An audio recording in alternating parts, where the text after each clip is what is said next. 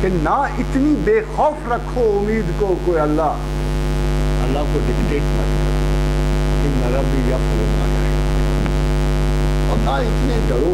ایک شخص بہت ڈرتے ڈرتے مر گیا، بڑا صوفی تھا، اللہ کا بڑی عبادات فرمائی، آخر فوت ہونے کے بعد عالم مثال میں اللہ کے حضور پیش ہوئے تو خدا نے کہا کہ بھائی تجھے میری ساری شخصیت میں ایک ہی پیٹرن یاد تھا کہ میں ڈرانے والا ہوں، چل اب ادھر بھی ڈرتا رہا، ادھر بھی ڈرتا رہا، تجھے اور میری کوئی چیز یاد ہی نہیں آئی۔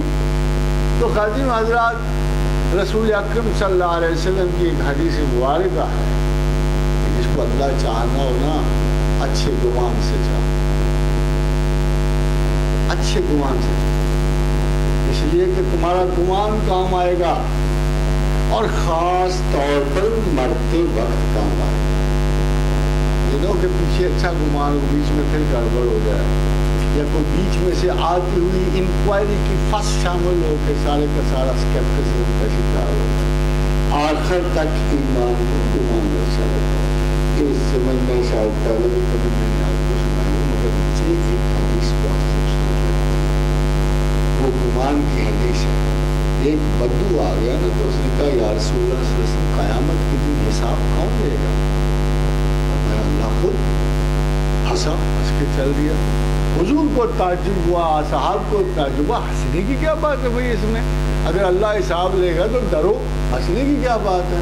تو کہا اس کو واپس بلایا اور کہا میاں یہ کیا بات ہے؟ اگر اللہ حساب لے گا اور تو ہنس کے چل دیا ہے۔ تو اس نے کہا یا رسول اللہ، ہم نے اکثر دنیا میں دیکھا ہے کہ جب کوئی عالی ظرف حساب لیتا ہے تو نرمی سے لیتا ہے۔ اللہ سے بڑا عالی ظرف کون؟ اللہ سے بڑا عالی ظرف کون ہوگا؟ حضور نے فرمایا دیکھو اس بدو کا گمان اپنے رب پہ کتنا خوبصورت، یہ وہ گمان ہے جو ہمیں اپنے رب پہ رکھنا چاہیے۔ حضرت let's go back to science and religion again. What was very very important was کہ پچھلے 1000 برس سے ایک حادثہ ہوا۔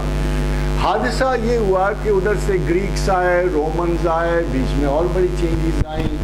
سینا اور فارابی نے اسلام کو تھوڑی سی انٹلیکچول اہمیت جو تھی بقول ان کے کم یا قرآنک انٹلیکچول اہمیت کم ہو۔ قرآن کو ایک ایسی کتاب سمجھا جانے لگا جو شاید سائنٹیفک سٹینڈرڈز پہ نہیں آتی۔ کمال کی بات ہے کہ ایک کتاب جو کل تھی اور جس کا جزء سائنس تھا، اس کے بارے میں یہ گمان رکھا جانے لگا کہ کل جو ہے وہ جزء سے مغلوب ہو گیا، یعنی خالق جو ہے اپنی تخلیق کردہ ایک انسٹیٹیوشن سے مغلوب ہو گیا۔ یہ ایک عجیب سا گمان مسلمانوں میں پیدا ہوا۔ اس کی وجہ سے انہوں نے ایسے ایکسپلینیٹری میتھڈ اختیار کرنے شروع کیے، ایسے جنہوں نے قرآن کو بہت دور کر دیا، بہت۔ 1000 سال یہ تماشا ہوا تھا۔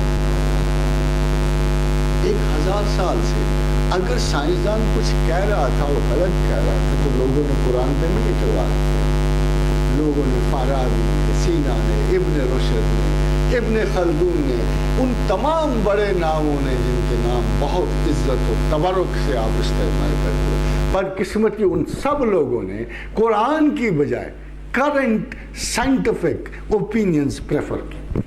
کسی نے پوچھا ابن رشد سے کہ یار تو ڈرتا نہیں گستاخانہ کلام سے، تجھے عاد و سمود کا حال نہیں پتا؟ تو اس نے آگے سے کہا عاد و سمود؟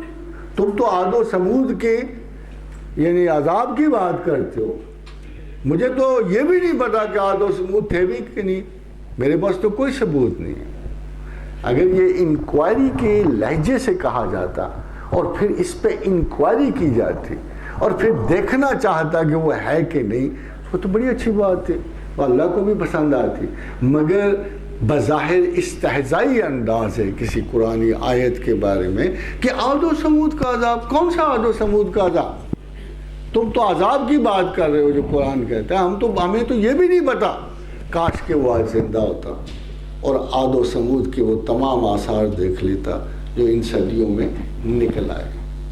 خادم حضرات، بڑے بڑے دانشوروں کا دیکھو جی، یہ جو حدود کا واقعہ کتنا فضول سا واقعہ، یہ ضرور کوئی تیز رفتار قاصد ہوگا جو ادھر سے جا کے 3000 میل دور ملک سبا میں گیا ہوگا اور اگلے دن واپس آ گیا ہوگا. یہ کوئی نہ جن ہے نہ پرندہ. تو ابھی تک مجھے تو نہیں سمجھ آئی کہ کون سا ایسا، یا تو کوئی ٹرانسپورٹیشن الیکٹرک اور ٹرانسپورٹیشن ہوتی تو الیکٹرانک ٹرانسپورٹ، تو پھر تو شاید وہ جا کے آ جاتا. مگر اس وقت کے زمانے کی کمیونیکیشن سسٹم دیکھتے ہوئے شاید اگر کوئی سلیمان نے کوئی بندہ بھیجا بھی تھا تو میرا خیال ہے کہ کوئی 20-30 سال کے بعد ملک سبا سے واپس آیا ہوگا یہ بتانے کے لیے. اور پہلی بات تو اس نے بتائی سلیمان علیہ السلام کو کہ اے بادشاہ، اے پیغمبر، میں نے ایک قوم دیکھی ہے جو سورج کی پرستش کرتی ہے. افروزہ وقت یا سائنسی آگے بڑھ گئی. پچھلے دنوں کی بات، پچھلے ماہ 2-4 ماہ ہوئے، سبائنز کی کھدائی شروع ہوئی. سبائنز کی جب کھدائی شروع ہوئی تو جو پہلا ستون نکلا اس کے بارے میں نے اخبار میں ان کی بہت بڑی رپورٹ دی کہ here was a nation which used to worship sun. پہلا جو کتبہ نکلا، جو پہلا نشان قوم سبا کا نکلا، وہ سب سے پہلا یہ تھا کہ یہ قوم سورج کی پرستش کرتی. لگتا یہ ہے کہ they were waiting کہ قرآن کے لفظ کب ہو جاتا ہے.